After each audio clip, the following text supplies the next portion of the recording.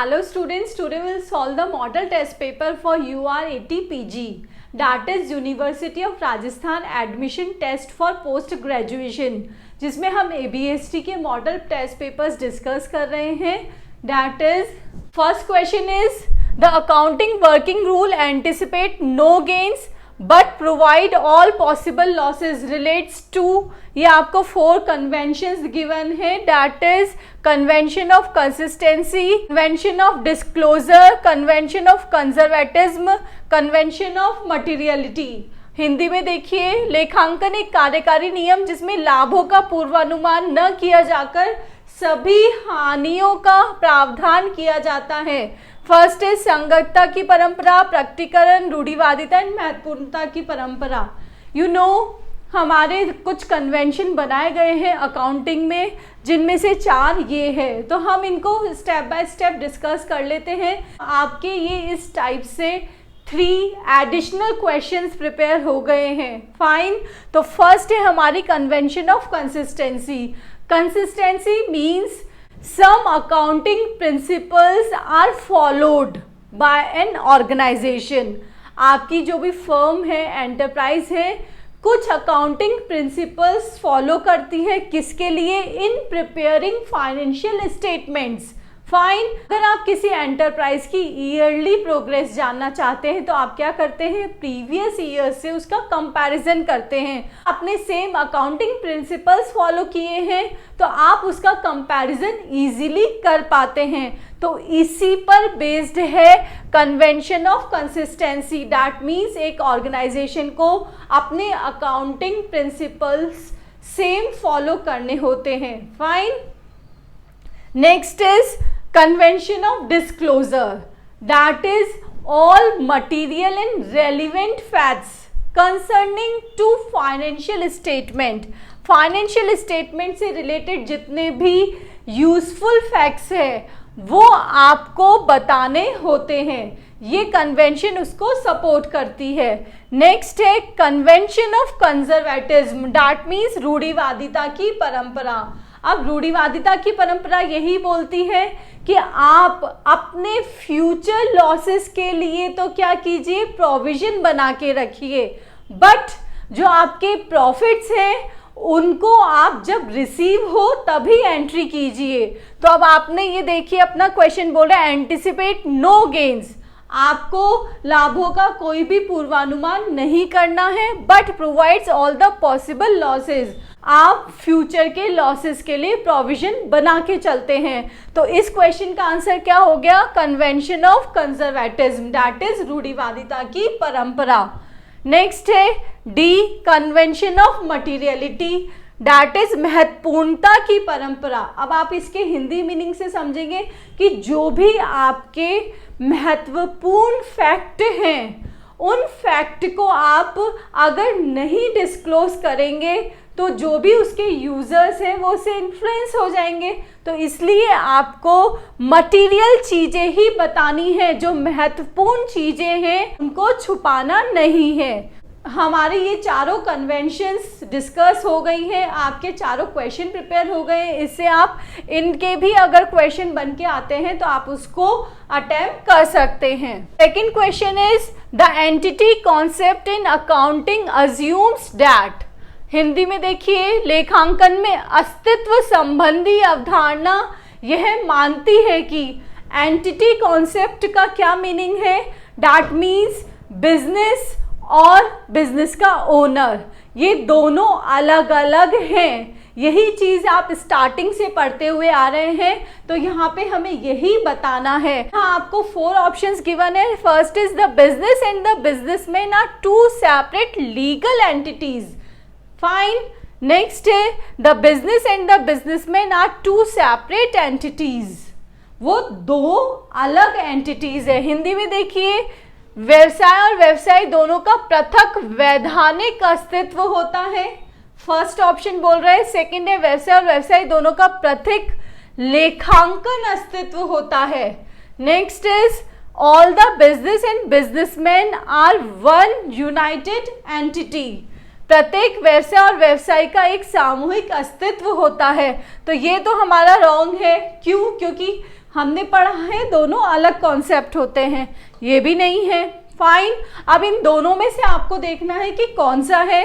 तो आपने हमेशा पढ़ा होगा business and businessman are two separate entities, legal entities का कोई भी डिस्क्रिप्शन नहीं दिया गया है, तो इसका आंसर है आपका बी। थर्ड है the accounting standard 1 deals with, देखिए यहाँ पे भी आपको 4 अकाउंटिंग स्टैंडर्ड्स गिवन है। अगर आप इन 4 को प्रिपेयर कर लेते हैं तो आगे भी कोई दूसरे क्वेश्चन आते हैं तो आप उसको अटेम्प्ट कर सकते हैं। कैश फ्लो स्टेटमेंट, ये है आपका AS3, fine, accounting standard 3। Depreciation accounting, that is AS6। Valuation of inventory, that is AS2। और AS1 क्या है आपका, डिस्क्लोजर ऑफ अकाउंटिंग पॉलिसीज। तो इसका आंसर क्या हो गया आपका D, that is disclosure of accounting policies, लेखांकन नीतियों का प्रकटीकरण। Question number 4 is the accounting standard 9 does not deal with the following aspect of revenue recognition. देखिए AS9 हमें रेवेन्यू के बारे में बताता है, रेवेन्यू आय की पहचान के बारे में बताता है। फाइन, अब इसमें कौन कौन से एस्पेक्ट्स आते हैं, कौन कौन से पहलू आते हैं। सेल ऑफ गुड्स आता है इसमें, रेंडरिंग ऑफ अदर सर्विसेज आता है। आपको क्वेश्चन में पूछा गया है इसमें क्या नहीं आता है। फाइन, तो ये 2 चीजें तो आती ही है, इसके अलावा क्या आता है, other incomes like interest, royalty and dividends. तो इस टाइप की इनकम्स इसमें आती है। तो क्या बचा, गवर्नमेंट ग्रांट बचा, ये आपका नहीं आता है। तो इसका आंसर क्या हो गया, सी। सी इसका आंसर है, सरकारी अनुदान। नेक्स्ट क्वेश्चन है which of the following statement is not correct, सही नहीं है। Regarding issue of debentures of a company, company के डिबेंचर्स, एक कंपनी के ऋण पत्रों के निर्गमन के संबंध में कौन सा कथन सही नहीं है। फर्स्ट हो गया हमारा issue of debentures with an option to convert into share. देखिए आपको ऑप्शन दिया जाता है तो ये तो आपका करेक्ट है, ये इसमें इंक्लूड होता है। नेक्स्ट है issue of debentures carrying voting right, कभी भी डिबेंचर होल्डर्स को वोटिंग राइट नहीं होता है। किसको होता है, इक्विटी शेयर होल्डर्स को होता है। तो इसका आंसर ये होगा। नेक्स्ट है issue of secured debentures, correct है। Creation of debenture redemption reserve for such issue, right. तो ये तीनों चीजें तो इसमें इंक्लूड होती है बट ये नहीं है। तो इसका आंसर हो गया आपका बी, मताधिकार वाले ऋण पत्रों का निर्गमन। Question number 6, sweat equity shares में be issued to, sweat equity अंश जारी किए जा सकते हैं। Look students, what is sweat equity shares. Sweat equity shares first issue किए जाते हैं डायरेक्टर्स को, सेकेंड इशू किए जाते हैं उसके एम्प्लॉयज़ को। ये जो डायरेक्टर्स और एम्प्लॉय है वो कंपनी में कोई भी वैल्यू एडिशन करते हैं या उनकी इंटेलेक्चुअल प्रॉपर्टी यूज़ करते हैं। इंटेलेक्चुअल प्रॉपर्टी राइट्स मीन्स उन्होंने कोई सजेशन दिया, तो इसकी फर्स्ट कैरेक्टरिस्टिक हो गई ये डायरेक्टर्स प्लस एम्प्लॉयज़ को दिए जाते हैं, या तो डिस्काउंट पे दिए जाते हैं या कंसिडरेशन अदर देन कैश। ठीक है, तो अब आपने ये देख लिया कि यहाँ पे क्या आ जाएगा, बोथ ए एंड बी। तो इसका आंसर हो गया both A and B. Next is a company can not issue bonus shares out of, एक कंपनी अपने बोनस शेयर्स का निर्गमन निम्नलिखित में से नहीं कर सकती है।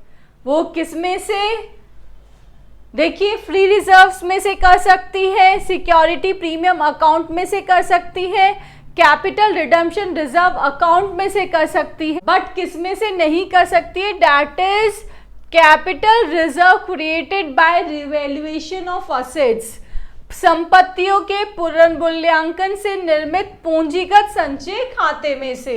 फाइन। नेक्स्ट है, as per rule 13 of the company prospectus in the allotment of securities rules 2014, a company may pay underwriting commission on the issue of debentures. यहाँ देखिए बात पूछी गई है आपसे इश्यू ऑफ डिबेंचर की, सब्जेक्ट टू द मैक्सिमम कितना हो सकता है 2.5 of issue price और rate authorized by the article whichever is less। ये इसका आंसर है। इधर देखिए निर्गमन मूल्य का 2.5% या कंपनी के अंतर नियमों द्वारा अधिकृत दर जो भी कम हो। ये तो बात हो गई आपकी डिबेंचर्स की। फाइन। अगर आप इश्यू ऑफ शेयर के बारे में पूछ रहे हैं अंडरराइटिंग कमीशन के लिए, तो आपका आंसर क्या होगा 5% ऑफ इश्यू प्राइस और rate of authorised by the articles which ever is less. निर्गमन मूल्य का 5% या कंपनी के अंतर नियमों द्वारा अधिग्रहित दर जो भी कम हो। तो ये हो गया आपका इश्यू ऑफ शेयर का। फाइन। बट आपसे क्वेश्चन में पूछा गया इश्यू ऑफ डिबेंचर का, तो आप टिक करेंगे option number A. As per Company Act 2013, total managerial remuneration payable by a public company to its directors, including managing directors and manager in respect of financial year, shall not exceed। किससे ज़्यादा नहीं होना चाहिए। Company अधिनियम 2013 के अंतर्गत एक सार्वजनिक कंपनी के निदेशक को, जिसमें प्रबंध निदेशक प्रबंधक शामिल हो, को दे प्रबंधकीय पारिश्रमिक की किसी एक वित्तीय वर्ष में कुल अधिकतम राशि दैट इज 11% से ज़्यादा नहीं होनी चाहिए, 11% of net profit. Question number 10, which of the following statement is not correct regarding issue of bonus share. Bonus अंशों के निर्गमन में कौन सा कथन सही नहीं है।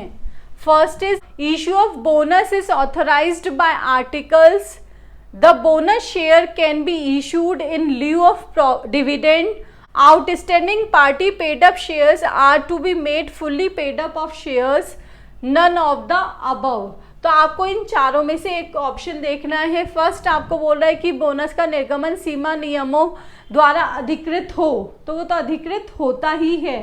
ठीक है, आपको ये बोलना है कौन सा कथन सही नहीं है। ये तो सही है। लाभांश के स्थान पर बोनस अंश दिए जा सकते हैं। अब ये बताइए लाभांश के स्थान पर बोनस शेयर्स दिए जा सकते हैं? नहीं।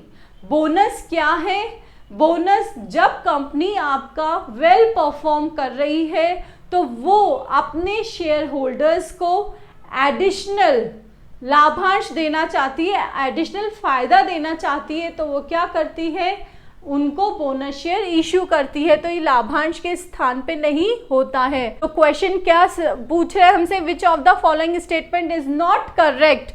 तो आंसर हो गया ये। ठीक है, सी ऑप्शन डिस्कस करते हैं। बकाया अंशतः प्रदत्त अंशों को पूर्ण प्रदत्त अंशों में परिवर्तित किया जा सकता है। हाँ, ये भी करती है। कंपनी आपसे कम मनी मांगी गई है और उसको आपको फुल्ली पेड अप कर भी सकती है, that is your bonus. Fine. तो इसका आंसर हो गया the bonus shares can be issued in lieu of dividend.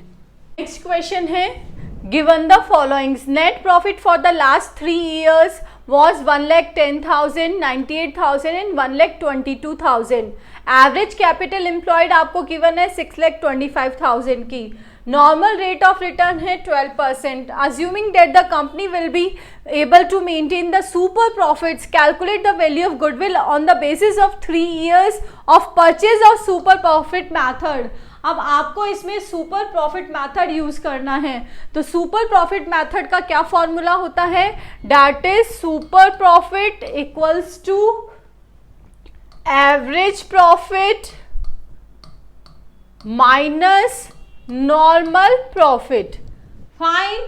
अब आप एवरेज प्रॉफिट निकालेंगे कैसे, ये 3 साल आपको गिवन है, इन तीनों का एवरेज करेंगे, इन सबको ऐड कर दीजिए तीनों को, ठीक है, फिर डिवाइडेड बाय 3 कर दिया, 1,10,000, ये हो गया आपका एवरेज प्रॉफिट। फाइन। अब नॉर्मल प्रॉफिट निकालना है, ये आपको कैपिटल एम्प्लॉयड गिवन है, इसका 12% आपको कैलकुलेट करना है, दैट इज 75,000। फाइन। अब एवरेज प्रॉफिट में से आपको नॉर्मल प्रॉफिट लेस करना है, 1,10,000 माइनस 75,000, वैल्यू आ रही है आपकी 35,000। ये हो गया आपका सुपर प्रॉफिट। अब सुपर प्रॉफिट के 3 इयर्स परचेज से निकालना है, तो मल्टीप्लाई बाय 3 कर दिया आपने, तो वैल्यू क्या आ गई 105,000। इसकी वैल्यू क्या आ रही है 105,000। नेक्स्ट है the concept of pre-emptive right is used in.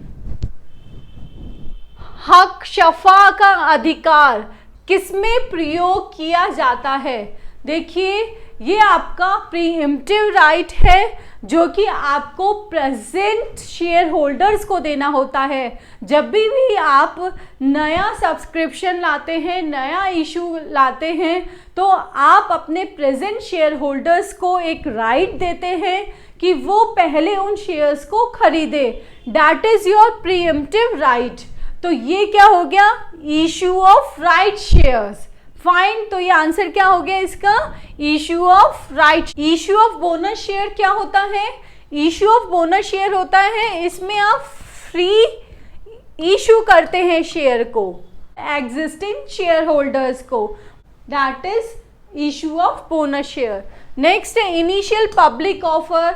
जब एक नई कंपनी, नई प्राइवेट कॉरपोरेशन जो भी है, वो पब्लिक में अपना फर्स्ट टाइम आईपीओ लाती है, initial public offer, that means नए शेयर्स इशू करती है, तो उसको क्या बोलते हैं आप? Initial public offer, IPO. Fine.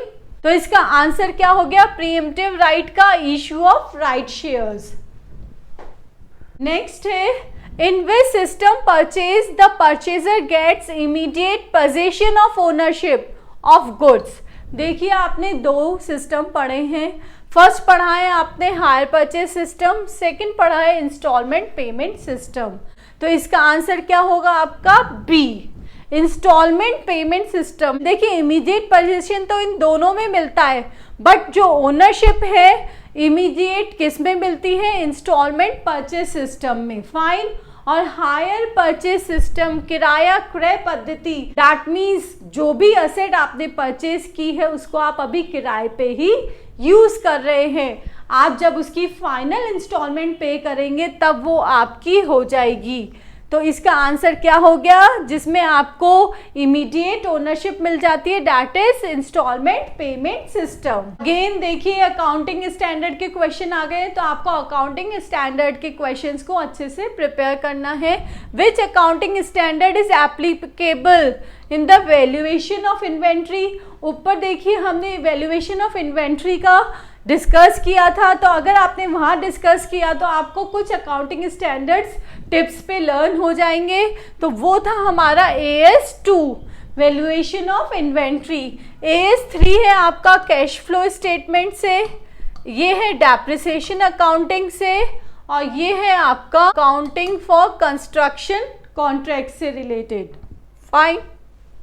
Next है the objective of average clause in a fire insurance policy. एक अग्नि बीमा पॉलिसी में औसत वाक्य का मूल उद्देश्य क्या है? To encourage full insurance, to discourage under insurance, और both A and B above. Fire insurance policy में एवरेज क्लॉज यही बोलता है कि ना तो आप फुल इंश्योरेंस करवाइए, ना ही आप कम करवाइए। फाइन। तो इसका आंसर हो गया both A and B above. Next है question number 16। The mean of 50 students was found to be 35. Later on it was discovered that the marks of a student was misread as 45 instead of 55. The correct mean is, ये correct incorrect mean वाला question है जिसमें आपने digits को गलत read कर लिया है, जिससे कि आपका मीन भी गलत आ गया है, समांतर माध्य भी गलत आ गया है। अब आपको क्या करना है? सही अर्थमेटिक मीन फाइंड आउट करना है। फाइन, तो इन्फॉर्मेशन क्या गिवन है, कितने स्टूडेंट्स हैं 50। तो फॉर्मूला है अपना x bar equals to sigma x upon n. X bar है 35 जो कि क्वेश्चन में गिवन है, एन है 50। फाइन, सिग्मा एक्स वो आपको गिवन नहीं है। अब आपको क्या बोला गया है कि आपने 55 की जगह क्या रीड कर लिया है, 45 रीड कर लिया है। दैट मीन्स एक्स बार में हमारे 45 ऐड है। फाइन, तो अब क्या करते हैं, इसमें से हम वो 45 लेस कर देते हैं, सिग्मा एक्स माइनस 45। ठीक है, तो ये क्या आ गया आपका ए, यह है आपकी रिमेनिंग वैल्यूज। ठीक है, 45 के अलावा जितनी वैल्यूज थी वो। अब आप क्या करेंगे, इस रिमेनिंग वैल्यू में 55 ऐड कर देंगे, तो आपकी समेशन x जो आपका टोटल ऑफ x है वो सही हो जाएगा। फाइन, अब हम फाइंड आउट क्या कर रहे हैं, वैल्यू ऑफ a। अगर आपको a की वैल्यू पता लग गई तो अब आप उसमें 55 ऐड करके डिवाइडेड बाय 50 करके सही अर्थमेटिक मीन फाइंड आउट कर लेंगे। 35 equals to sigma X, sigma X की जगह क्या आ जाएगा, a प्लस 45 डिवाइडेड बाय 50। इसको क्रॉस मल्टीप्लाई किया, 1750 इक्वल्स टू a प्लस 45। तो a की वैल्यू क्या आ रही है आपकी, 1750 minus 45 that is a equals to 1705। ये a की वैल्यू आ गई है। डैट मीन्स रिमेनिंग वैल्यूज किसके अलावा, 55 के अलावा। तो अब आप क्या करेंगे, 1705 a प्लस 55 करना होगा आपको सिग्मा x के लिए प्लस 55, तो वैल्यू आ गई 1760। ठीक है, डैट इज सिग्मा x। ना फॉर्मूले में सब चीज़ें लिख देते हैं, x bar equals to sigma x upon n। Sigma x है आपका 1760 डिवाइडेड बाय 50 है आपका n, तो वैल्यू क्या आ रही है आपकी 35.2। That is your x bar, correct x bar. Square root of mean square of deviation taken from arithmetic mean is known as.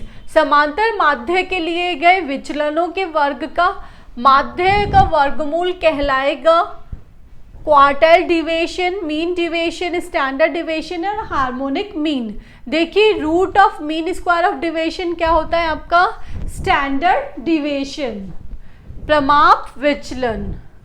Next question है, if regression coefficient BYX equals to minus 0.45, BXY है minus 0.80, the correlation coefficient will be. तो देखिए इसका formula क्या होता है, R equals to under root BXY multiply by BYX। ठीक है, ये फॉर्मूला है इसका। तो आप क्या कर देंगे, square root minus 0.80 multiply by minus 0.45, इन दोनों को मल्टीप्लाई करेंगे, माइनस माइनस क्या हो जाएगा प्लस, वैल्यू आ रही है आपकी 0.36। फाइन, इसका अंडर रूट लेंगे तो आपका आंसर क्या हो जाएगा 0.6। Clear.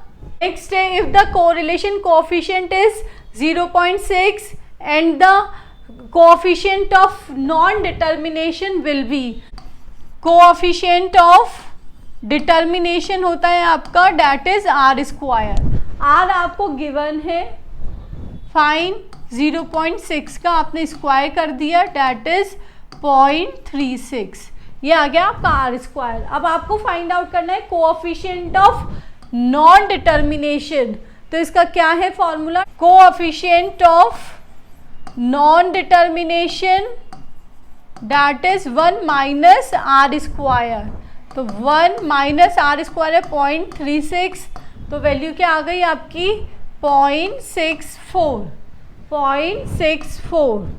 That is your correct answer. Next question is give the following series, जिसमें series x, y and z given है, जिनके आपको मीन और स्टैंडर्ड डिविएशन गिवन है। आपको फाइंड आउट करना है determine which series is more consistent, that is कौन सी श्रेणी अधिक संगत है। उसके लिए आपको कैलकुलेट करना होता है coefficient of variation. Find coefficient of variation का क्या फॉर्मूला है, CV equals to standard deviation divided by x bar into 100। Fine, तो इससे आप इनके सबके CV कैलकुलेट कर लेंगे। फर्स्ट का कैसे होगा, 11.32 divided by 61 multiply by 100। Series x का आ रहा है 18.357, इधर 13.25, 13.022। तो जिसका भी कोएफिशिएंट ऑफ वेरिएंस कम होता है, ठीक है, वही श्रेणी अधिक संगत होती है, कंसिस्टेंट होती है। तो सबसे कम आपका Z सीरीज का है, तो आंसर क्या हो गया, series Z। 21 is when the x variable are at equal interval and the value to be interpolated is for one of these variables, the method of interpolation used will be। यदि x चरों के मध्य समान अंतराल हो, अंतर्गणित किया जाने वाला मान इन्हीं चरों में से हो, तो किस विधि को अंतर्गणन में यूज किया जाता है। ये चारों मेथड आपको गिवन है, तो हम स्टेप बाय स्टेप देखते हैं। देखिए, बाइनोमियल एक्सपेंशन मेथड, ये कब यूज किया जाता है, जब आपका x variable equal class interval पे हो, ठीक है। इसने फर्स्ट आपकी रिक्वायरमेंट फुलफिल कर दी है। नेक्स्ट है, अब जो the value to be interpolated, जो वैल्यू आपको फाइंड आउट करनी है वो उसी में से होनी चाहिए। तो आप ये देखिए, x और y दो वेरिएबल होते हैं, 2001, 2002, 2003, 2004, 21, 29, 32। तो जो वैल्यू इंटरपोलेट करनी है, जो फाइंड आउट करनी है, वो इसी में से ही है। तो हमारा आंसर क्या हो जाएगा, binomial expansion method. Fine, next method है Newton's method of advancing difference. ये मेथड क्यों नहीं यूज आएगा, देखिए इसमें भी आपका क्या होता है, इक्वल क्लास इंटरवल होता है। फर्स्ट रिक्वायरमेंट फुलफिल हो गई। सेकंड, इसमें क्या किया जाता है, जो हमारा डिपेंडेंट वेरिएबल है जिसको कि हम फाइंड आउट करते हैं, वो उस इंडिपेंडेंट वेरिएबल से अलग होता है। That means the value of dependent variable which to be interpolate must be different from the value of dependent variable. देखिए, x और y दो सीरीज होती है, यहाँ पे ये है 21, 25, 29, 3 इक्वल क्लास इंटरवल से 4 के गैप, और इनमें क्या सीरीज गिवन होगी, 9, 12, 18, 22।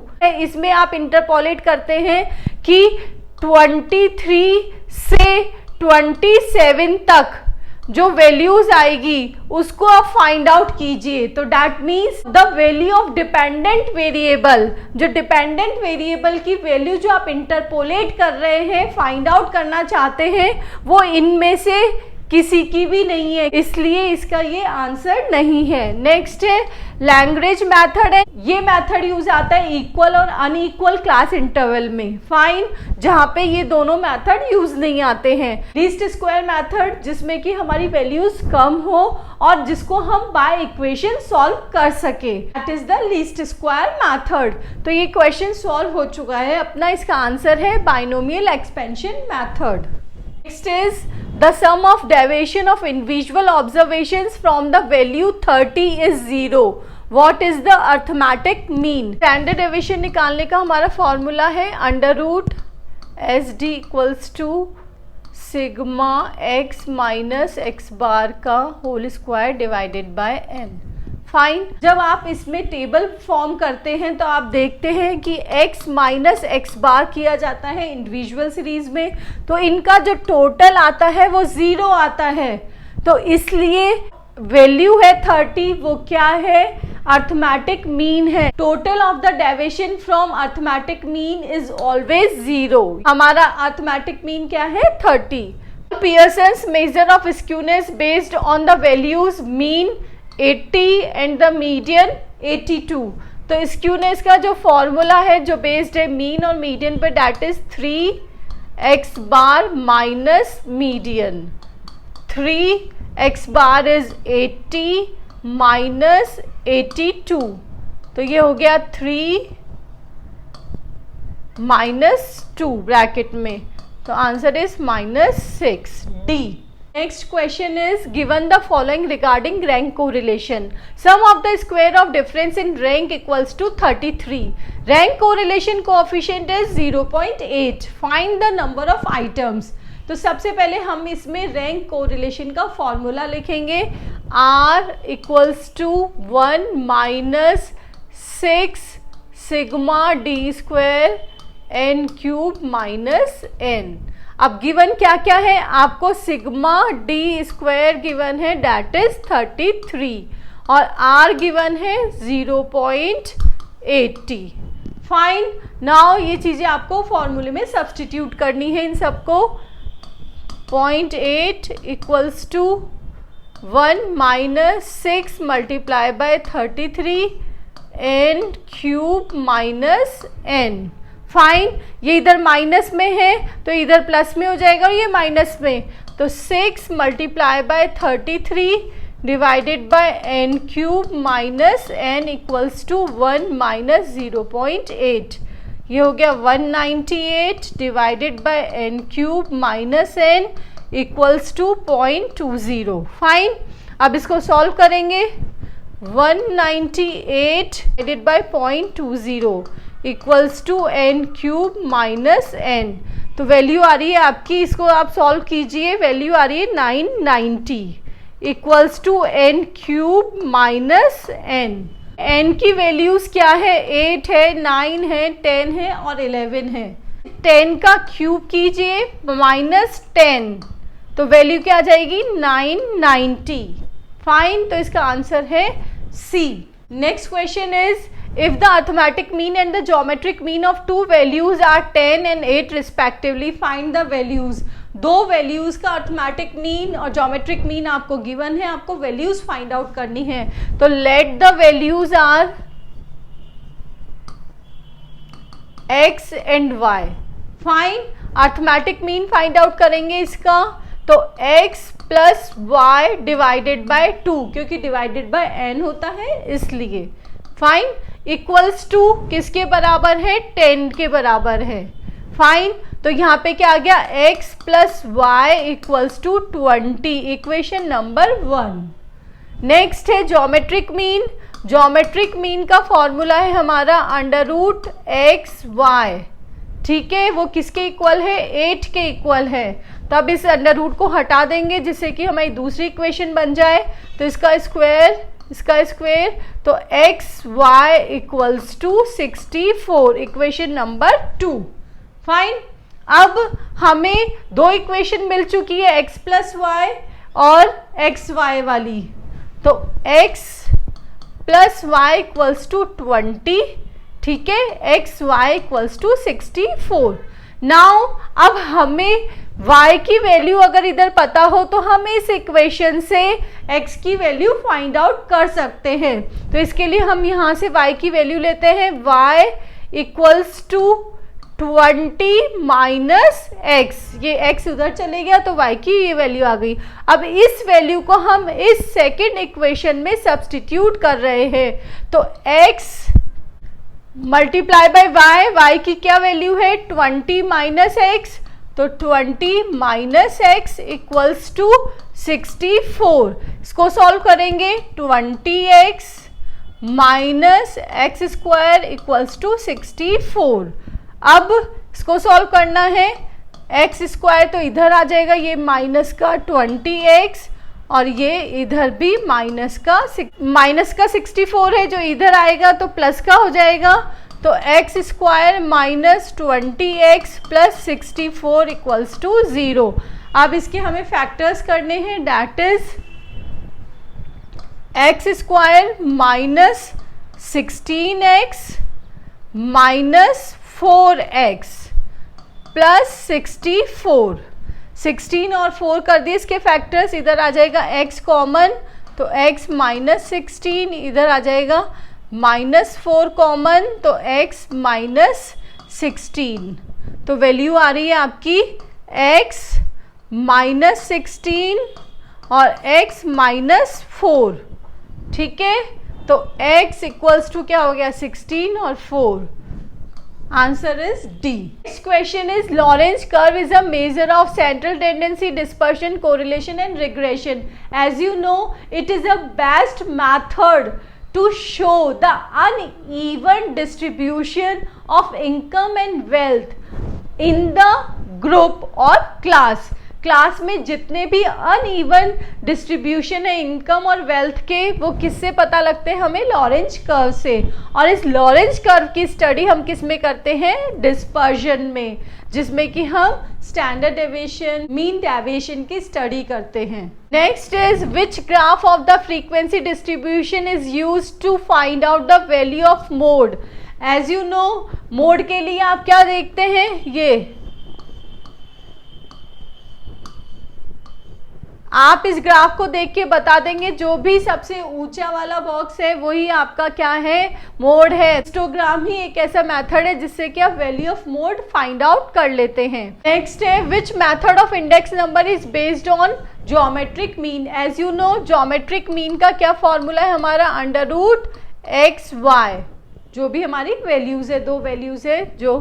तो अब इनमें से कौन सा मेथड यूज आता है, फिशर का मेथड यूज आता है, क्योंकि वो भी क्या है, √L/P। देखिए next question is 29 in index number which test holds that the product of price index and the corresponding quantity index should be equal to the corresponding value index. अब ये बोल रहा है कि आप कौन से टेस्ट में प्राइस इंडेक्स और क्वांटिटी इंडेक्स के प्रोडक्ट को इक्वल कर देते हैं। अब देखिए टाइम रिवर्सल में तो टाइम ही रिवर्स होता है, that means P01 multiply by P10 equals to 1, मतलब इधर आपने टाइम ही चेंज किया। फैक्टर रिवर्सल टेस्ट में क्या होता है, फैक्टर्स चेंज होते हैं। अब यहाँ देखिए आप प्राइस की बात कर रहे हैं या क्वांटिटी की बात कर रहे हैं, तो हमारा आंसर क्या हुआ, factor reversal test, that is P01 multiply by Q01 equals to 1। Circular test क्या होता है हमारा, P01 multiply by P12 multiply by P20 equals to 1. Next है deflating of index number is used. As you know deflating का क्या मतलब है, that is अपस्वती, जो कि आपका डिक्रीज हो रहा है।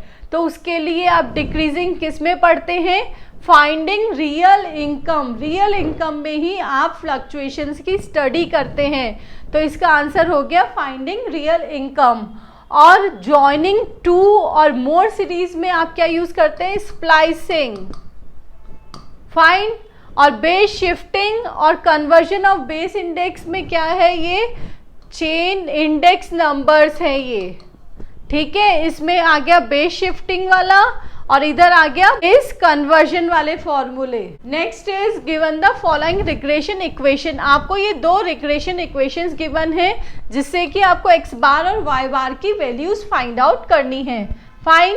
अब हम इससे फाइंड आउट करेंगे। देखिए एक तरफ x है और एक तरफ y है, हमें सबसे पहले इक्वेशंस को इक्वल करना होगा। -1.3x plus y equals to 1.1, ठीक है। सेकेंड इक्वेशन क्या हो जाएगी आपकी, x minus 0.5y equals to 0.5, fine. अब इसको इक्वल करते हैं, बैलेंसिंग कर रहे हैं, तो फर्स्ट इक्वेशन को हम 0.5 से मल्टीप्लाई कर रहे हैं, किससे, 0.5 से, जिससे ये y की वैल्यू कैंसिल हो जाएगी। तो यहाँ आ जाएगा -0.65x plus 0.5y equals to 0.55, 0.5 से मल्टीप्लाई कर दिया इसको, ये सेम है x माइनस की है 0.5y इक्वल्स टू 0.5। इसको सॉल्व कर रहे हैं, ये आगे आपका ये 1 है, 1 से माइनस हो जाएगा तो 0.35x, ये कट गया, इक्वल्स टू ये हो गया 1.05, x equals to 1.05 divided by 0.35, fine. तो x equals to 3, x bar equals to हो गया 3 को हम इस इक्वेशन में सब्सटीट्यूट कर रहे हैं, 3 minus 0.5y equals to 0.5, fine. ये इधर आ जाएगा, ये इधर, तो ये आ गया 2.5 इक्वल्स टू 0.5y, तो y इक्वल्स टू क्या हो गया 2.5 दैट इज 5। तो x बार 3 है और y बार है 5। नेक्स्ट क्वेश्चन है हमारा रेजिडेंशियल स्टेटस, दैट मीन्स ये सारे क्वेश्चन इनकम टैक्स से रिलेटेड है। तो फर्स्ट है residential status of an assessee is related to, residential status है जो असेसी का वो किससे रिलेटेड होता है, प्रीवियस ईयर से। जब भी आप इनकम टैक्स पे करते हैं तो आप अपनी प्रीवियस ईयर की इनकम पर ही उसको पे करते हैं, जो 1 अप्रैल टू 31 मार्च होता है, फाइन। नेक्स्ट है which section of income tax act deals with the exempted income, exempted income से कौन सी डील करती है, that is section 10। Pension is taxable under which head of the income, as you know pension कहाँ जाती है, सैलरी में। Any person who does not have PAN, किसी के पास पेन कार्ड नहीं है, and enters to a transaction where PAN is mandatory, और ऐसा कोई ट्रांजेक्शन होता है जिसमें कि पेन जरूरी होता है, तो वो डिक्लेरेशन कहाँ करता है, फॉर्म नंबर 60 में। नेक्स्ट है any sum of money received without consideration, कैसे, बिना कंसिडरेशन के, by an individual will be charge to tax if the aggregate value of the money received during the year exceeds, एक व्यक्ति को बिना प्रतिफल के प्राप्त मौद्रिक राशि कर योग्य है, मतलब आपको पैसा मिला है बट आपने उसके बदले में कोई प्रतिफल नहीं दिया है, रिटर्न में कुछ नहीं दिया है, से एक्सीड वो टैक्सेबल होगी, दैट इज ₹50,000 से ज़्यादा जो भी है वो टैक्सेबल होगा। For long term capital gain the period of holding a listed equity shares should be, long term capital gain के लिए क्या होगा, more than 12 months। If the tax payer incurs losses, tax payer को loss होता है from the agriculture activity से, then such loss can be adjusted against, वो ऐसे लॉस को कहाँ एडजस्ट कर सकता है, income from other sources. Any amount received under the life insurance policy including bonus, exempted income, यहाँ पे section 10D, dividend received from the Indian company exempted is taxable under the head। देखिए कुछ साल पहले तक जो भी डिविडेंड इंडियन कंपनी से आपको मिलता था वो एग्जेम्प्ट था, बट अब नहीं है। अगर आपने सिक्योरिटीज इन्वेस्टमेंट पर्पज से ले रखी है तो किस में आ जाएगी, इनकम फ्रॉम अदर सोर्सेज में, और ट्रेडिंग पर्पज से लेते हैं तो किस में आती है, बिजनेस एंड प्रोफेशन में। यहाँ आपको कोई इंफॉर्मेशन गिवन नहीं है तो आप किस में लेंगे, फ्रॉम अदर सोर्सेज में।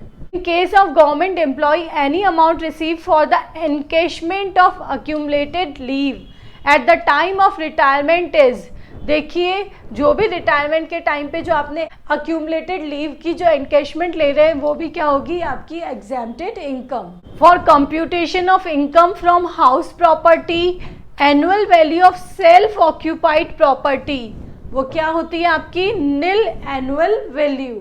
नेक्स्ट है presently maximum deduction from total income under section 80C of income tax act. अब इसमें बोला गया है कि 80C में मैक्सिमम डिडक्शन आपको कितनी मिलती है, तो 80C में हम इन्वेस्टमेंट दिखाते हैं LIC, PPF, Sukanya Samriddhi, other ये जो भी इन्वेस्टमेंट है वो इसमें आते हैं। तो मैक्सिमम डिडक्शन कितना मिलता है हमें, इसमें 1.5 लाख तक का मिलता है। Next is a bill of material is, देखिए BOM क्या है, BOM a schedule of material needed for a job, कार्य के लिए आवश्यक सामग्री की अनुसूची है। आपको क्या क्या सामान चाहिए वो आप किस शेड्यूल में लिखते हैं, that is BOM। Fine. N acknowledgement of receipt of material, सामग्री की प्राप्ति की रिसिप्ट नहीं है। मटीरियल इश्यू स्टेटमेंट, सामग्री निर्गमन परिपत्र भी नहीं है। प्राइस लिस्ट ऑफ मटेरियल नहीं, ये मूल्य सूची का भी नहीं। इसमें तो आप क्या करते हैं, पूरी भी आवश्यक सामग्री लिखते हैं। During the period of raising prices of material, the production is charged at lower price. जब आपके प्राइजेस बढ़ रहे हैं तो मटेरियल क्या किया जाता है, लोअर चार्ज किया जाता है। This statement is true under which method of material issue, that is last in first out. LIFO method में यही प्रोसेस फॉलो की जाती है। नेक्स्ट है गिवन इंफॉर्मेशन है, annual demand, cost of ordering cost per order given है, carrying cost भी आपको पर यूनिट गिवन है। आपको EOQ फाइंड आउट करना है। EOQ का क्या फॉर्मूला है, EOQ equals to √2AO divided by C। A है आपका एनुअल डिमांड, O है ऑर्डरिंग कॉस्ट, C है कैरिंग कॉस्ट। इसको सॉल्व कीजिए। 2AO 48,000 multiply by 120 divided by 2। आप इसका अंडर रूट फाइंड आउट कीजिए। वैल्यू आ रही है आपकी 2400 units. Reorder level equals to, reorder level में क्या होता है, हर चीज मैक्सिमम ही होती है। That is maximum usages multiply by maximum lead time. Next is the bonus paid under the Halsey plan will be just equal to bonus paid under the Rowan plan. That means दोनों के bonus equal होंगे, चाहे वो हालसे plan है और Rowan plan है। लेकिन कब, जब स्टैंडर्ड टाइम किसके इक्वल हो, दैट इज 50% के इक्वल हो। अगर स्टैंडर्ड टाइम तो दोनों में बोनस सेम हो जाते हैं। अगर स्टैंडर्ड टाइम हमारा लेस देन 50% होता है तो the value of the bonus of Rowan plan will be more than Halsey premium plan. That means जो रोवन है उसमें वैल्यू ज़्यादा हो जाएगी हालसे के बोनस से। फाइन। अगर स्टैंडर्ड टाइम ज़्यादा है 50% से तो क्या कंडीशन हो जाएगी, रोवन प्लान लेस देन हो जाएगा हालसे प्रीमियम प्लान से। Next is at what rate remuneration will be paid to a worker under immersion bonus plan if the worker has worked on 110% efficiency। इसमें आपसे पूछा गया है कि इमर्सन में आपका बोनस क्या होगा अगर वर्कर ने 110% से एफिशिएंसी दी है। तो इसका फॉर्मूला क्या है, 20% ऑफ बोनस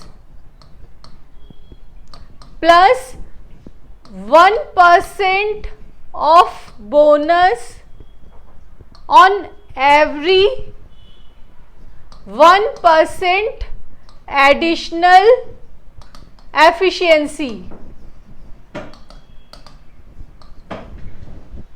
तो इधर आ गया 20% of bonus plus efficiency of worker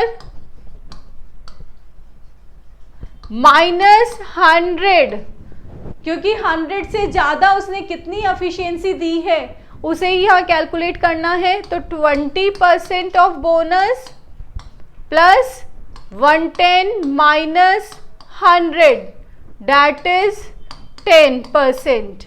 तो 20 प्लस 10 हो गया आपका 30%। तो ये क्या हो गया आपका 130 of the time rate. Next question number 50, given the following information. इसमें आपको टोटल ओवरहेड्स गिवन है और वॉल्यूम ऑफ प्रोडक्शन गिवन है 2 ईयर्स का। What the amount of total fixed overhead. अब आपको यहाँ पे फिक्स्ड ओवरहेड कैलकुलेट करने हैं। टोटल ओवरहेड और वॉल्यूम ऑफ प्रोडक्शन से हम चेंज इन प्रोडक्शन और चेंज इन ओवरहेड कैलकुलेट करेंगे।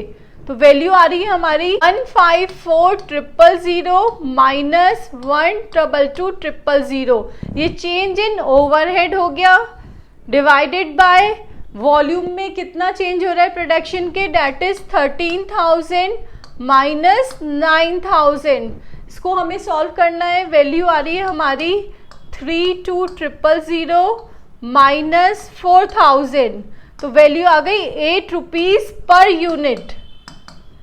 8 रुपीज पर यूनिट आपकी क्या आ गई है, वेरिएबल कॉस्ट। वेरिएबल कॉस्ट हम यूज करेंगे in the production of 9,000 units. तो 9,000 यूनिट्स में आपकी वेरिएबल कॉस्ट क्या हो जाएगी, मल्टीप्लाई बाय 8, दैट इज 72,000 आपकी इसमें वेरिएबल कॉस्ट आ गई। अब टोटल ओवरहेड आपको गिवन है 1,22,000 के, तो 1,22,000 माइनस 72,000 दैट इज 50,000 आपका क्या आ गया है, फिक्स्ड ओवरहेड। ये है आपका variable overhead. Question number 51 is the amount of overhead assigned to units produced is known as. उपरिव्ययों की राशि की निर्मित इकाइयों में बंटन कहलाता है। First option is overhead allocation, second is overhead apportionment, third is overhead absorption, next is none of the above. Options आपको गिवन है, इसमें से आप आइडेंटिफाई करेंगे कि इसका आंसर क्या है। Look students, the amount of overhead assign to the unit produced, that means ये पर्टिकुलर एक कॉस्ट सेंटर और डिपार्टमेंट की बात कर रहा है।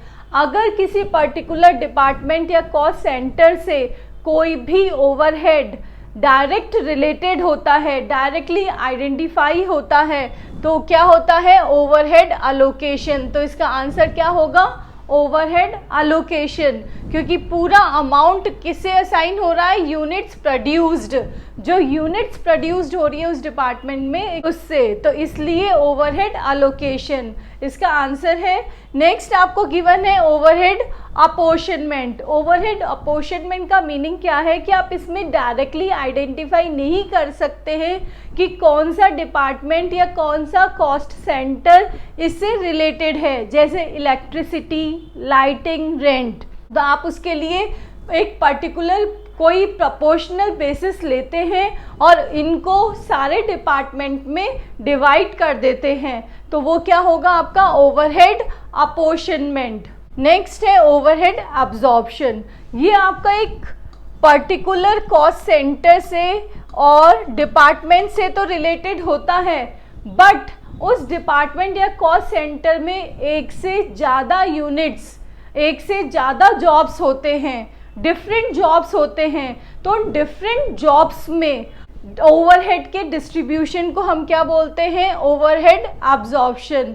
लाइक डिफरेंट जॉब्स में हम अगर डिस्ट्रीब्यूट करते हैं तो उसका बेसिस क्या होता है, लेबर रेट और मशीन आवर रेट, कि जितना उन्होंने टाइम स्पेंड किया, जितना लेबर दिया एक पर्टिकुलर जॉब को, उसी के अकॉर्डिंग उस ओवरहेड का डिस्ट्रीब्यूशन होता है। तो ये तीनों कॉन्सेप्ट आपको क्लियर है। Question number 52, given the following information regarding a contract. Contract price है ₹30 लाख, सर्टिफाइड वर्क है 5 लाख।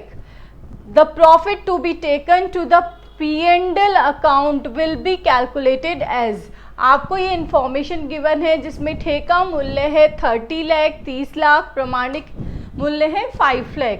तो अब आप देखिए, आपने इसमें 3 कंडीशंस पढ़ी है कि अगर 25% से कम आपका काम हुआ है तो आप प्रॉफिट एंड लॉस अकाउंट में कुछ भी प्रॉफिट ट्रांसफ़र नहीं करेंगे, फर्स्ट थिंग।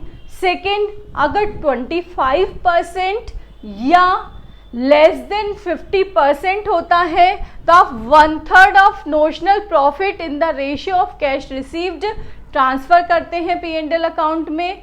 अगेन 50% और अबव में क्या किया जाता है, 2/3 ऑफ नोशनल प्रॉफिट रेशियो किया जाता है। ये हो गया हमारा 25% और लेस देन 50%। तो अब हम देखते हैं कि हमारा ये कौन से क्राइटेरिया में आ रहा है। फाइन, सबसे पहले हम इसका कैलकुलेट करेंगे 25%।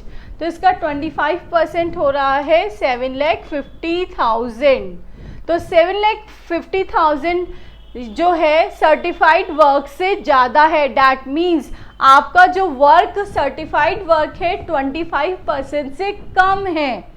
इसलिए फर्स्ट कंडीशन क्या हुई, अगर लेस देन 25% हुआ तो कुछ भी आप नो प्रॉफिट ट्रांसफ़र करेंगे। तो क्या आ जाएगा, no profit to be transferred in the P&L account. ये तीनों कंडीशंस आपको क्लियर है। Next is in calculation of operating unit of transport costing which method is based on average weight. ये 3-4 ऑप्शंस आपको गिवन है। First is absolute tonne kilometre. Absolute tonne kilometre में क्या किया जाता है, इंडिविजुअल बेसिस पे आप डिटर्मिनेशन करते हैं। तो individual distance multiply by individual weight, ये इसका फॉर्मूला होता है। नेक्स्ट कमर्शियल टन किलोमीटर में क्या होता है, total distance covered multiply by average weight. तो हमारा क्या हुआ इसका आंसर, एवरेज वेट पे कौन है based, that is commercial ton kilometre. Next is a bus runs 90,000 kilometre in a year. 1 liter of diesel is required for 8 kilometer run. If the cost of diesel is ₹70 per liter, find the total cost of fuel. इसमें क्या बोला गया है कि 8 kilometre के लिए आपको क्या रिक्वायर्ड है, 1 लीटर डीजल रिक्वायर्ड है। अब आपको कितना चलना है, 90,000 किलोमीटर चलना है। तो 90,000 किलोमीटर के लिए कितना लीटर डीजल होगा, 1 divided by 8 multiply bye 90,000। Fine, अब बोला गया है 1 लीटर की कॉस्टिंग कितनी है, 70 रुपीज़। तो 90,000 divided by 8 multiply by, total litres आ गए हैं आपके पास और 1 लीटर की कॉस्टिंग है 70 रुपीज़। आप इसको सॉल्व करेंगे, आंसर आ जाएगा आपका 787,000। Next is in process costing, cost per unit inflated due to the presence of. प्रक्रिया लागत लेखांकन की प्रति इकाई लागत में इसकी उपस्थिति से वृद्धि होती है। दैट मीन्स आपके किसके प्रेजेंस से हर यूनिट कॉस्ट बढ़ जाती है। तो फर्स्ट है एबनॉर्मल लॉस, सेकंड है normal loss, third is abnormal gain. What is abnormal loss, actual loss minus normal loss. जब आपके नॉर्मल लॉस से ज़्यादा यूनिट लॉस में जाती है तो वो क्या हो जाएगी, आपकी एबनॉर्मल लॉस। एबनॉर्मल लॉस, इसमें हमारी कॉस्ट की वृद्धि नहीं होती है। नॉर्मल लॉस, जब आप प्रोडक्शन कर रहे हैं और जो आपका लॉस होना ही है, जिसको आप रोक नहीं सकते, that is your normal loss. अब नॉर्मल लॉस कौन बियर करता है, जो भी आपकी गुड यूनिट्स है, जो भी आपकी गुड यूनिट्स है वो ही उसको बियर करेगी। तो जितना ज़्यादा नॉर्मल लॉस होगा उसका बर्डन गुड यूनिट्स पर ही होगा। तो गुड यूनिट्स की क्या होगी, कॉस्ट बढ़ती जाएगी जितना ज़्यादा आपका नॉर्मल लॉस होगा। तो इसका आंसर क्या है, normal loss. In the process costing the cost per unit inflated due to the presence of normal loss. Normal loss के कारण आपकी कॉस्ट पर यूनिट बढ़ जाती है। Next is abnormal gain. अब देखिए, आपने यहाँ पे पढ़ा था एक्चुअल लॉस और नॉर्मल लॉस। फाइन, अब आपका जो एक्चुअल लॉस है वो नॉर्मल लॉस से कम है। एक्चुअल लॉस आपका नॉर्मल लॉस से कम है, तो वो क्या हो गया आपका एबनॉर्मल गेन की कंडीशन। आपको होना चाहिए था 100 यूनिट का लॉस, बट आपको हुआ है 80 यूनिट का लॉस। तो 20 यूनिट आपकी क्या होगी, एबनॉर्मल गेन। फाइन, क्लियर है ये तीनों कॉन्सेप्ट। इस क्वेश्चन का आंसर है option B. Next is if the actual loss unit are less than the normal loss. देखिए अपन ने ऊपर पढ़ा था actual loss unit is less than the normal loss, तो क्या होता है एबनॉर्मल गेन या abnormal effective. Question number 57 is in an inter process transfer output of a process is transfer to another process. आपको पता है एक प्रोसेस से दूसरी प्रोसेस में ट्रांसफर किया जाता है on 20% profit on transfer price. This means, अब ये देखिए जो प्रॉफिट गिवन है वो ट्रांसफर प्राइस पे गिवन है, बट आपको किस पे फाइंड आउट करना है, कॉस्ट पर। तो इसका क्या फॉर्मूला है, percentage of profit on cost equals to percentage of profit on transfer price divided by 100 minus percentage of profit on transfer price. Fine. तो percentage of profit of transfer price है 20%, 100 minus 20, तो 20 divided by 80 into 100. इसको solve कीजिए, 25% on cost. Question number 58 is if PV ratio is 40%, margin of safety ratio is 50%, then the amount of profit find out करना है। the sales कितनी है 1 lakh। Fine, तो given क्या है, PV ratio, margin of safety ratio और sales. ठीक है, अब प्रॉफिट का क्या फॉर्मूला होगा, इन सबको इंक्लूड करते हैं। Profit equals to MOS, margin of safety multiply by PV ratio, ये इसका फॉर्मूला होता है। अब हमें MOS फाइंड आउट करना है, margin of safety find out करना है, जिसके लिए आपको सेल्स गिवन है और margin of safety ratio given है। तो MOS मार्जिन और सेफ्टी इक्वल्स टू क्या होगा, that is margin of safety ratio multiply by sales, ये इसका फॉर्मूला होता है। फाइन, तो मार्जिन ऑफ सेफ्टी रेशियो है आपका 50%, किसका निकालना है आपको 1 लाख का, तो 50,000 आपका क्या आ गया है MOS। अब आपको प्रॉफिट कैलकुलेट करना है, तो प्रॉफिट के लिए MOS है 50,000 multiply by PV ratio that is 40%, तो आपकी प्रॉफिट की वैल्यू कितनी आ रही है 20,000। Next question is ascertain sales when fixed cost, profit और BEP। ये तीन चीज़ें आपको गिवन है, आपको असर्टेन सेल करनी है। तो असर्टेन सेल्स का क्या फॉर्मूला है, fixed cost plus profit, fixed cost plus profit divided by PV ratio. Fine, अब इस PV रेशियो को फाइंड आउट करने का क्या फॉर्मूला होता है, PV ratio equals to fixed cost divided by BEP sales in rupees multiply by 100। Fixed cost है आपकी 20,000 डिवाइडेड बाय BEP सेल्स है 40,000 मल्टीप्लाई बाय 100, तो PV रेशियो हो गया आपका 50%। अब आपको सेल्स असर्टेन करनी है, डैट इज 20,000 प्लस प्रॉफिट है 10,000 डिवाइडेड बाय 50%। इसको सॉल्व करेंगे, वैल्यू कितनी आ रही है आपकी 60,000 rupees. Next is the difference between total standard cost of material for actual output and total actual cost. देखिए यहाँ पे आपको टोटल स्टैंडर्ड कॉस्ट और total actual cost for actual output में देखना है। तो आपने क्या देखना है, TSC और TAC, इन दोनों का डिफरेंस। तो इन दोनों का डिफरेंस किस में आता है, कॉस्ट वेरिएंस में आता है, that is TSC minus TAC। Fine, इसका आंसर क्या हो गया, ऑप्शन नंबर 3।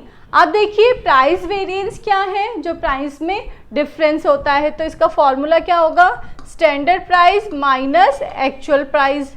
अब इसमें क्वांटिटी क्या होगी आपकी, actual quantity. Fine, now uses variance, इसमें क्वांटिटी का डिफरेंस होगा, standard quantity minus actual quantity, और इसमें क्या लेना है, स्टैंडर्ड प्राइस लेनी है।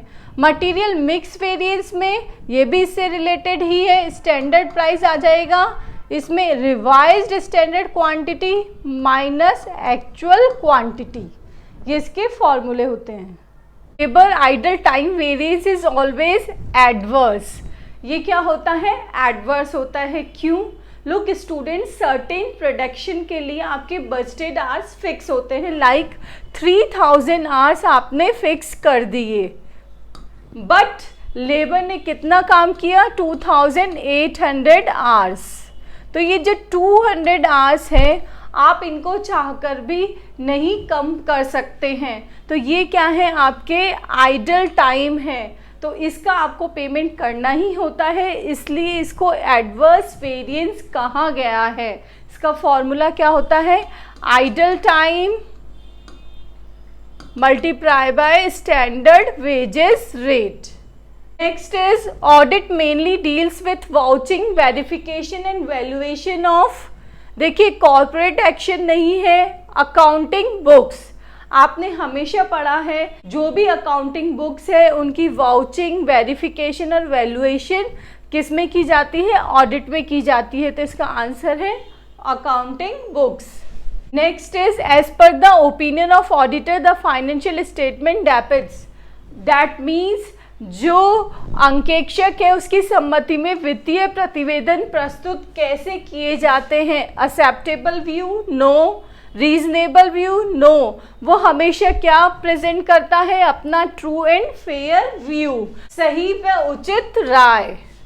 Next is which type of audit is conducted by the staff of the organisation, किसी भी ऑर्गेनाइजेशन का स्टाफ अगर ऑडिट करता है तो वो क्या है, आपकी internal audit. Next is secretarial audit, that means in this audit we check the compliances with the provision of various laws and rules and regulations और maintenance of book, उनसे related आप जो भी compliances check करते हैं, that is secretarial audit. Next is tax audit. It is a process of verification or inspection of accounts of taxpayer to confirm their adherence with the provision of income tax. That means जो income tax act के according आपके जो tax payer है उसका कितना tax बनता है, उसके लिए आप जो भी उसके अकाउंट्स ऑफ बुक्स का वेरिफिकेशन या इंस्पेक्शन करते हैं, that is tax audit. Next is cost audit. Cost audit means audit of cost accounts, जो भी आपने लागत लेखे बना रखे हैं उनका डीप चेकिंग, उनका वेरिफिकेशन और जो भी कॉस्टिंग टेक्निक्स आपने अप्लाई की है उन सब की चेकिंग करना, उनका इंस्पेक्शन करना किस में आ जाता है, कॉस्ट ऑडिट में आ जाता है। फाइन, तो ये है आपका प्रोविजन से रिलेटेड, ये है आपका टैक्स से रिलेटेड, ये है आपका कॉस्ट अकाउंट से related. Next is which section of the company act 2013 deals with the appointment of auditor. देखिए अपॉइंटमेंट ऑफ ऑडिटर कौन से सेक्शन में किया जाता है, सेक्शन 139 में। फाइन, सेक्शन 128, सेक्शन 128 बोलता है कि every company has to prepare their final accounts and जो फाइनल अकाउंट्स है उससे रिलेटेड सारी डॉक्यूमेंट्स या बुक्स ऑफ अकाउंट्स वो कहाँ रखे, अपने रजिस्टर्ड ऑफिस में रखे, यही चीज़ ये बताता है।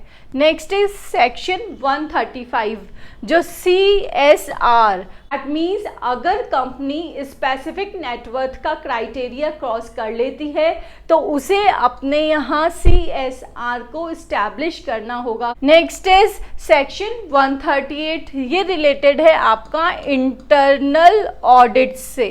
अगर आपकी कंपनी एक स्पेसिफिक क्लास में आ गई है तो उसको अपने यहाँ इंटरनल ऑडिटर अपॉइंट करना होगा। Next is a person shall be eligible for appointment as an auditor of a company only if he is, वो क्या होना चाहिए, फर्स्ट है हमारा he should be a chartered accountant. Second, अगर फर्म है तो फर्म के केस में उसके जो भी पार्टनर्स हैं वो क्या होने चाहिए, सीए होने चाहिए और उनको फर्म की तरफ से साइन करने की अथॉरिटी होनी चाहिए। तो ये 2 क्राइटेरिया आपके हैं। तो फर्स्ट है सीए, तो ये आपका आंसर है, इनको आप नहीं अपॉइंट कर सकते हैं। डिसक्वालिफिकेशन है एक ऑडिटर की। Next is as per the provision of company act 2013 the remuneration of first auditor of a company shall be fixed by. जो फर्स्ट ऑडिटर है उसका कौन फिक्स करता है, उसको अपॉइंट करते हैं बीओडीज। रिम्यूनरेशन कौन डिसाइड करेगा, BOD, board of directors. Next is unqualified report of the auditor is also known as अमर्यादित रिपोर्ट। वो क्या होती है, हमारी क्लीन रिपोर्ट होती है जिसमें ऑडिटर अपना ट्रू एंड फेयर व्यू प्रस्तुत करता है। फाइन। नाउ एडवर्स रिपोर्ट, इस रिपोर्ट में उसको लगता है कि कंपनी के जो अकाउंट्स हैं वो मिस स्टेट है या मिसलीडिंग है। तो जब वो सेटिस्फाइड नहीं होता है तो इस रिपोर्ट को हम क्या बोलते हैं, एडवर्स रिपोर्ट। डिस्क्लेम रिपोर्ट कब दी जाती है, जबकि ऑडिटर को सफिशिएंट मटेरियल प्रोवाइड नहीं कराया जाता है उसके इन्वेस्टिगेशन के लिए। तो उसके पास जब प्रॉपर रिसोर्सेज नहीं होते हैं तो वो क्या रिपोर्ट देता है, डिस्क्लेम रिपोर्ट देता है। So clean report is the report when the auditor is quite satisfied that all the financial statements are presenting true and fair view according to the general accepted accounting principles. In adverse report, he gives his adverse opinion that financial statements are misleading and he cannot give his true and fair view. Next is disclaimer report. Disclaimer report में वो disclaimer opinion देता है that he has no sufficient evidence for his investigation. Next is the auditor of a government company shall be appointed by CAG, Comptroller Auditor General of India. Next is if the current ratio is 1.8:1 and working capital is rupees 1,20,000, what is the value of current assets? Fine. अब आपको इसमें current ratio given है तो current ratio equals to क्या होता है, current assets divided by current liabilities. ये है आपका 1.81, ये है CA अपॉन CL। तो करंट असेट्स आपकी कितनी हो गई है, 1.8 CL। अब आपको यहाँ वर्किंग कैपिटल गिवन है तो वर्किंग कैपिटल का हमारा फॉर्मूला होता है current assets minus current liabilities. तो working capital equals to current assets की वैल्यू है 1.8 CL माइनस CL। तो वर्किंग कैपिटल इक्वल्स टू हो गई 0.8 CL। ये आपको गिवन है 1,20,000, 0.8 CL। तो 0.8 CL इधर आ जाएगा 1,20,000 के। करंट लाइबिलिटीज आ गई आपकी 1,50,000। फाइन। करंट असेट्स क्या है इसकी, 1.8 मल्टीप्लाई बाय 1,50,000, तो वैल्यू आ रही है आपकी 2,70,000। That is current asset, 2,70,000. Next is the percentage change in operating income that results from percentage change in sales is a measure of. ये क्या बोल रहा है, percentage change in income, that means EBIT divided by percentage change in sales। ये यही बोल रहा है। ये किसका फॉर्मूला होता है, डिग्री ऑफ ऑपरेटिंग लीवरेज। और डिग्री ऑफ फाइनेंशियल लीवरेज का क्या फॉर्मूला होता है, percentage change in earning per share EPS divided by percentage change in EBIT। Fine. Degree of combined leverage का क्या होता है, DOL, degree of operating leverage multiply by degree of financial leverage. Fine. और break even point का क्या formula होता है, fixed cost divided by contribution per unit. Clear है आपको चारों फॉर्मूले? इसका आंसर है first, degree of operating leverage, परिचालन उत्तोलक की मात्रा। Next is give the following earning before interest and tax ₹12 lakh, that is EBIT। Fixed cost है ₹18 lakh. What is the operating leverage? ऊपर हमने degree of operating leverage discuss किया है, यहां आपसे पूछा गया ऑपरेटिंग लीवरेज, जिसका फॉर्मूला है आपका operating leverage equals to contribution divided by EBIT। Fine. अब आपको कंट्रीब्यूशन फाइंड आउट करना है, तो इसके लिए क्या फॉर्मेट होता है हमारा, sales minus variable cost, that is your contribution. अब इस कंट्रीब्यूशन में से आप क्या माइनस कर देते हैं, फिक्स्ड कॉस्ट, तो ये क्या आ जाता है आपका EBIT। फाइन। तो अब आपको कंट्रीब्यूशन फाइंड आउट करना है, तो इसके लिए फिक्स्ड कॉस्ट आपको गिवन है 18 लाख और EBIT आपको गिवन है दैट इज 12 लाख। तो जब आप इन दोनों को ऐड कर दोगे तो क्या आ जाएगा, आपका कंट्रीब्यूशन आ जाएगा, तो आपने ऐड कर दिया दैट इज 30 लाख। 30 लाख आपका क्या आ गया है, कंट्रीब्यूशन। EBIT आपको गिवन है 12 लाख। आप इसको सॉल्व कीजिए। Option 1 that is 2.5 is answer. Next है मोदी Miller approach of capital structure is similar to, मोदी मिलर किसके इक्वल होती है, that is net operating income approach के। Next is quick ratio assumes that the following current assets will not be converted into cash at the time of paying current liabilities। That means अगर आपको quick ratio का formula आता है तो आप इसको easily sort out कर लेंगे। क्विक रेशियो इक्वल्स टू क्या होता है, करंट असेट्स माइनस क्या करते हैं इसमें हम, inventory divided by current liability. That means quick ratio का क्या कंसेप्ट है कि इसमें इन्वेंट्री को क्विक असेट नहीं माना गया है, लिक्विडेट नहीं माना गया है, कि वो जल्दी से कन्वर्ट नहीं होती है, तो इसका आंसर है stock in trade. Next is accounting standard for cash flow statement is, देखिए अकाउंटिंग स्टैंडर्ड से आपके 3-4 क्वेश्चन आ रहे हैं, इसलिए आप उसको अच्छे से प्रिपेयर कर सकते हैं। AS2 रिलेटेड है आपका इन्वेंट्री से, AS3 किससे रिलेटेड है, कैश फ्लो स्टेटमेंट से, AS7 रिलेटेड है आपका अकाउंटिंग फॉर कंस्ट्रक्शन कॉन्ट्रैक्ट से, CC। नेक्स्ट है AS9 है आपका रेवेन्यू रिकॉग्निजेशन से। Fine. Next is as per the SEBI guideline the cash flow statement is prepared in, जैसे कि हमने ऊपर देखा AS3 हमारा कैश फ्लो स्टेटमेंट से रिलेटेड होता है, तो उसमें क्या बताया गया है कि किस मेथड से करें, वो इनडायरेक्ट मेथड से प्रिपेयर करें cash flow statement. Next is management accounting is concern with the accounting information which is useful to management. This definition is given by, ये डेफिनेशन किसने दी है, रॉबर्ट एंथनी ने। आइडियल करंट रेशियो क्या है, 2:1।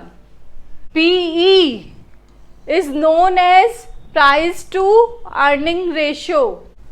Auditor is a watchdog, not a bloodhound. This quotation was given in case of, कौन से case में दी गई थी, Kingston cotton mills. What is the main problem arise in preparing departmental account? Departmental account prepare करने में आपको कौन सी problem face करनी होती है? फर्स्ट है determination departmental policy, no, policy बनाने में हमें क्या प्रॉब्लम होगी? Next is apportionment of indirect expenses, yes, इसका आंसर यही है कि आप जो भी इनडायरेक्ट एक्सपेंसेस हैं उनको आप डिफरेंट डिपार्टमेंट में कैसे डिस्ट्रीब्यूट करें, मेजर प्रॉब्लम यही है। नेक्स्ट है आइडेंटिफिकेशन ऑफ डायरेक्ट एक्सपेंसेस, जब आपको पता है पर्टिकुलर डिपार्टमेंट से रिलेटेड वो ही एक्सपेंस है तो उसमें कोई प्रॉब्लम नहीं है। इसका आंसर है option number B, apportionment of indirect expenses. What is the basis of apportionment of depreciation among various department? देखिए, आपको डेप्रिसिएशन को डिफरेंट डिपार्टमेंट में बांटना है, तो डेप्रिसिएशन किस पे चार्ज किया जाता है? असेट पे, ठीक है। तब हम देखेंगे असेट वाला ही ऑप्शन आपको ऑप्ट करना है। फर्स्ट है number of workers in each department, no, workers पे नहीं। वेजेस ऑफ ईच डिपार्टमेंट नहीं। Purchase basis of each department करते हैं। Value of assets in each department, yes, हर डिपार्टमेंट के पास में कितनी कितनी असेट्स है उसी के अकॉर्डिंग आप डेप्रिसिएशन चार्ज करते हैं डिपार्टमेंटल वाइज। तो इसका आंसर है option number D. Branch which does not maintain, जिसको कि अलग से नहीं मेंटेन करने होते हैं ओन सेट ऑफ बुक्स, खुद की बुक्स नहीं बनानी होती है, तो वो कौन सी होगी? जो डिपेंडेंट ब्रांच है उसको नहीं बनाना होगा, तो ये हो गया इसका आंसर डिपेंडेंट ब्रांच। क्यों? क्योंकि मेन ब्रांच में उसके अकाउंट्स बन चुके हैं। नेक्स्ट है under stock and debtors method of branch account, the branch adjustment account is open. As you know, stock and debtors method में आप ब्रांच एडजस्टमेंट अकाउंट ओपन करते हैं और वो किस पे is open? When goods are sent to branch. और वो कौन सी प्राइस पे ओपन करते हैं आप? इनवॉइस प्राइस पर। Branch adjustment account is in the nature of, अब ब्रांच एडजस्टमेंट अकाउंट कौन से नेचर का है? आपको पता है हमारे अकाउंट्स में 3 टाइप के अकाउंट्स होते हैं। फर्स्ट इज रियल अकाउंट, ये किससे रिलेटेड होता है? असेट्स एंड लाइबिलिटी से। That means debit what comes in, credit what goes out। तो ये हो गया आपका रियल अकाउंट। पर्सनल अकाउंट आपका रिलेट होता है पर्सन से, तो इसका क्या मैकेनिज्म होता है? डेबिट द रिसीवर और credit the giver. Next is nominal account. Nominal account आपका रिलेटेड होता है gain, profit, loss, expenditure. Branch adjustment account ना तो हमारा असेट से रिलेटेड है ना ही पर्सन से है, ये क्या है? हमारा नॉमिनल अकाउंट है। Next is when the market price of debenture includes interest till date, आपका इंटरेस्ट टिल डेट तक इंक्लूड है of the transaction, the price quotation is called cum interest price, ब्याज सहित मूल्य। नेक्स्ट है the accounting standard which deals with the accounting for investment is, again accounting standard से है। Accounting for investment हमारा किससे रिलेटेड होता है? अकाउंटिंग स्टैंडर्ड 13 से। और AS 5 किससे रिलेटेड होता है? Net profit and loss for the period, prior period, items and changes in accounting policies। ये है हमारा related party disclosure.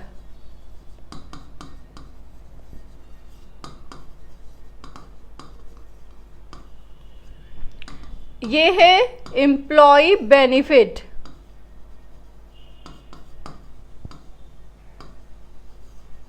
Next is the amount to rent which the lessee is required to pay to lessor whether the lessee has derived any benefit or not। चाहे पट्टेदार को कोई benefit हुआ या नहीं हुआ, उसको वो तो चुकाना ही होता है। वो क्या है आपका मिनिमम रेंट, दैट इज न्यूनतम किराया। The book of lessee unrecouped short working is transferred to. आप देखते हैं, आप जब अकाउंट प्रिपेयर करते हैं रिक्यूब्ड और अनरिक्यूब्ड का, तो अनरिक्यूब्ड या अनरिसिप्टेड शॉर्ट वर्किंग कहाँ ट्रांसफर होती है? प्रॉफिट एंड लॉस अकाउंट में। As per the provisions of section 287 of the Company Act 2013, a company in which other company control the composition of board of director or exercise or control more than 1/2, मतलब 50% से 1/2 से ज़्यादा total share capital में control है, तो वो कौन सी company होती है? होल्डिंग कंपनी, क्योंकि उसके पास दूसरी कंपनी का 50% से ज़्यादा होल्ड है, वो उसको कंट्रोल कर रही है। नेक्स्ट है the accounting standard related with the consolidated financial statement, वो है हमारा AS 21, वो कंसोलिडेटेड फाइनेंशियल स्टेटमेंट से रिलेटेड है। नेक्स्ट इज AS 18, किससे रिलेटेड है? रिलेटेड, अभी ऊपर देखा था हमने, पार्टी डिस्क्लोजर, ये है हमारा लीज से रिलेटेड, और ये है अर्निंग पर शेयर। नेक्स्ट है as per the accounting standard 14, AS 14 आपको पता है अमालगमेशन से रिलेटेड है। The pulling of interest method is used, ये मैथड अमालगमेशन के किस में यूज़ किया जाता है? Amalgamation in the nature of merger, विलय की प्रकृति के एकीकरण में आप ये मेथड यूज करते हैं, हितों का एकीकरण। Next is the amount of which an asset could be exchanged between a knowledgeable willing buyer and the knowledgeable willing seller in a arm length transaction is known as, वह राशि जिस पर एक संपत्ति को समझदार इच्छुक क्रेता तथा समझदार इच्छुक विक्रेता निष्पक्ष लेन देन में विनिमय को तैयार होते हैं, कहलाती है। बायर और सेलर म्यूचुअली जिस वैल्यू पे एग्री होता है, वो कौन सी वैल्यू होती है? दैट इज फेयर वैल्यू, सही या उचित मूल्य। Next is in which type of reconstruction the company always remain in existence. As you know, दो टाइप का रिकंस्ट्रक्शन होता है, first is internal, second is external. Internal reconstruction में नई कंपनी फॉर्म नहीं होती है, पुरानी ही कंपनी चलती है, तो इसका आंसर क्या हो गया है? आपकी कंपनी एग्जिस्टेंस पे है, तो डैट इज इंटरनल रिकंस्ट्रक्शन। और एक्सटर्नल रिकंस्ट्रक्शन में पुरानी कंपनी को वाइंड अप कर दिया जाता है और नई कंपनी फॉर्म की जाती है। Next is as per the section 270 of the company act 2013, the types of winding up of a company. Winding up दो टाइप से होता है, first is compulsory winding up या winding up by the tribunal. तो first हो गया आपका compulsory winding up, second है आपका वॉलंटरी वाइंडिंग अप, आप अपनी इच्छा से कंपनी का समापन करते हैं, तो इसका आंसर है option number C 2। Next is at the time of winding up of the company first payable amount out of the assets of the company. Winding up के टाइम पे सबसे पहले किसको चुकाया जाता है? देखिए, that is secured creditors. Secure creditors company के असेट्स मोर्गेज रखते हैं, तो सबसे पहले जब भी वो असेट सोल्ड आउट होती है तो पहले पेमेंट किसको दिया जाता है? सिक्योर्ड क्रेडिटर्स को। Next is the double accounting system is useful for. Double accounting system किसके लिए यूजफुल है? Public utility organization like electricity, water supply, ये सारी क्या है हमारी public utility organizations. Next is the balance of debenture redemption fund account after the redemption of debentures is transfer. Debenture के redemption के बाद में जो भी अमाउंट बचता है आपका डिबेंचर रिडम्पशन फंड का, वो आपको जनरल रिजर्व में ही ट्रांसफ़र करना होता है। तो आंसर हो गया आपका general reserve. Next is a railway station built. Railway station क्या है? आपका पब्लिक यूटिलिटी ऑर्गेनाइजेशन है। इसमें आप यूज़ करते हैं डबल अकाउंटिंग सिस्टम। तो railway station built in 1960 at the cost of ₹15 lakh was replaced in 1988 at the cost of 80 lakh. It is estimated that the prices of material has been risen. Material कितने से rise हो गया? 700% से।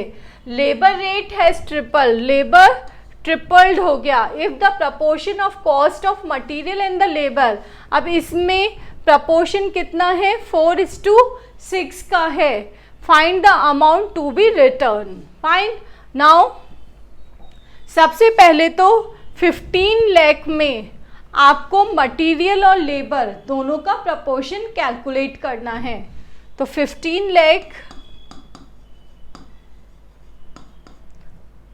4 divided by 10 और 15 lakh 6 divided by 10। Fine. Calculate कीजिए। ये आ रहा है आपका मटेरियल और लेबर कितना आ रहा है? मटेरियल है हमारा 6 लाख, लेबर है 9 लाख। अब इसमें 700% का इंक्रीमेंट हुआ है, तो 700% से कर दीजिए इसको। इसमें हुआ है ट्रिपल्ड, तो इसको 3 गुना कर दीजिए। इसका आपने 700% निकाला तो क्या आया? 42 लाख। और इधर क्या आ रहा है? 27 लाख। ठीक है। तो अब हम कैलकुलेट कर रहे हैं रेवेन्यू चार्ज इन दोनों को ऐड करके। तो रेवेन्यू चार्ज इक्वल्स टू क्या हो गया आपका? 69 लाख। फाइन। और कॉस्ट ऑफ रिप्लेसमेंट गिवन है आपको 80 लाख। फाइन। तो 80 लाख है आपकी कॉस्ट ऑफ रिप्लेसमेंट। उसमें से आप ये जो रेवेन्यू चार्ज है उसको लेस कर दीजिए 69 लाख को। तो जो अमाउंट रिटर्न ऑफ होना है वो आ जाएगा। वो कितना आ रहा है? 1 that is 11 lakh. Accounting is the financial language of the business which is based on the accounting principles, conventions and concept. This statement is लेखांकन व्यापार की वित्तीय भाषा है जो लेखांकन सिद्धांतों, परंपराओं और अवधारणाओं पर आधारित है। यह कथन क्या है? बिल्कुल सही है, क्योंकि आपको पता है अकाउंटिंग में आप क्या करते हैं? जो भी हमारे फाइनेंशियल ट्रांजैक्शंस हैं उनको आप रिकॉर्ड करते हैं। फाइन। उनका क्लासिफिकेशन करते हैं, फिर उनका इंटरप्रिटेशन होता है। तो वो किस पे बेस्ड होता है? सर्टेन अकाउंटिंग प्रिंसिपल्स, कन्वेंशन और कॉन्सेप्ट से बेस्ड होता है। आज हमारी 100 MCQs की सीरीज पूरी हो गई है। नेक्स्ट अगेन हम नया मॉडल पेपर डिस्कस करेंगे।